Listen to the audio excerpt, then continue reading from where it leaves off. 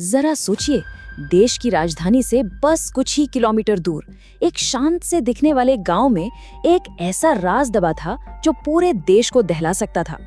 आज हम फरीदाबाद की उसी नाकाम साजिश की परतें खोलेंगे जिसने हमारी सुरक्षा एजेंसियों की भी नींद उड़ा दी थी। 350 किलो, ये सिर्फ एक नंबर नहीं है ना?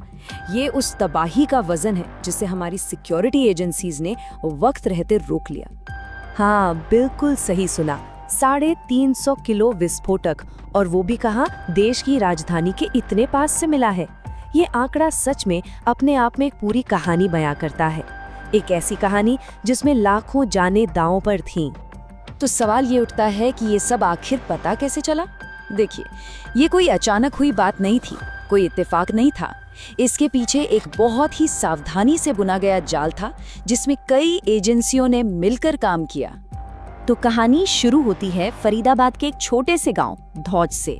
यहाँ एक किराए के घर पर जम्मू कश्मीर पुलिस, आईबी और फरीदाबाद पुलिस की एक जॉइंट टीम पहुंचती है। उनका टारगेट था एक सस्पेक्टेड टेरर मॉड्यूल, पर दरवाजे के उस पार जो मिला वो शायद उनकी उम्मीद से भी कहीं ज्यादा था, कहीं ज्यादा खतरनाक। अब देखिए, जब भी कोई इतनी बड़ी ब्रेकिंग न्यूज आती है ना, तो शुरू में बहुत कंफ्यूजन होता है। सच क्या है, अफवाह क्या है, पता लगाना मुश्किल हो जाता है। तो चलिए एक एक करके फैक्ट्स को देखते हैं और इस शुरुआती कंफ्यूजन को थोड़ा साफ करते हैं। तो जो सबसे बड़ा सवाल उठा वो ये था कि ये विस्फोटक आखिर है क्या। शुरुआती रिपोर्ट्स में तो एक ऐसा नाम आया जो सुनते ही सबके कान खड़े हो जाते हैं, RDX। पर क्या ये सच में RDX था? तो देखिए, शुरू में मीडिया में क्या चला कि 300 किलो RDX मिला है। जाहिर है ये सुनकर तो सनसनी फैल गई, लेकिन जब पुलिस की तरफ से ऑफिशियल बयान आया तो कहानी थोड़ी अलग निकली।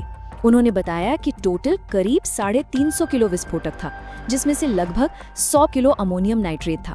अब ये बहुत बड़ा फर्क है। क्यों?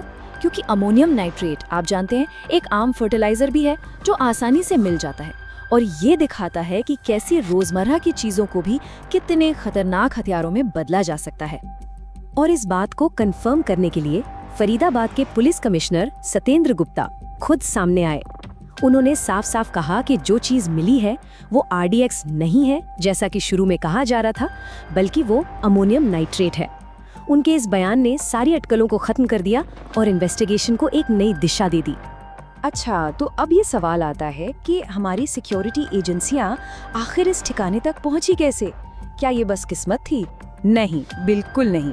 इसके पीछे एक पूरी इन्वेस्टिगेशन की कहानी है जिसका सिरा एक छोटी सी गिरफ्तारी से जुड़ा है।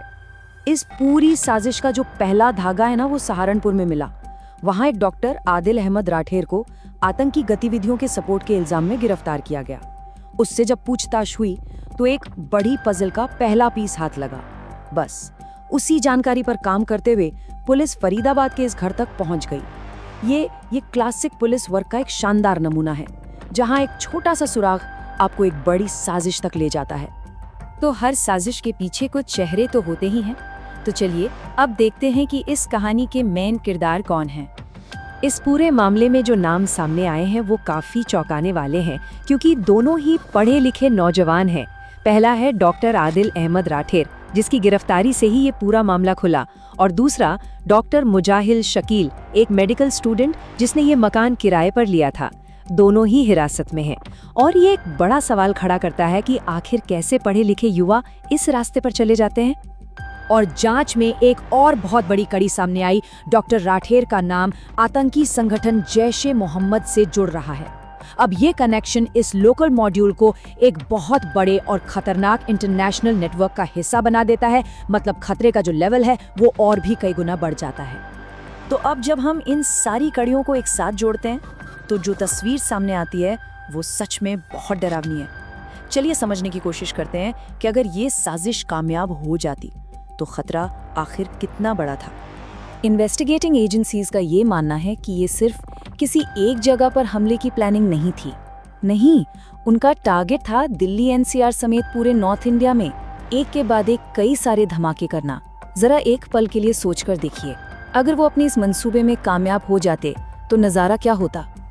तो आखिर में इस पूरी कहानी से क्या बातें निकल कर आती हैं? पहली और सबसे ज़रूरी बात कि हमारी सिक्योरिटी एजेंसीज ने एक बहुत बहुत बड़े खतरे को टाल दिया है। दूसरी, ये एक अलार्म की तरह है जो हमें बताता है कि खतरा हमारी राजधानी के कितने करीब पहुंच चुका है। तीसरी बात ये कि अलग अलग एजेंसीज के बीच का कोऑर्डिनेशन कितना बेहतरीन था।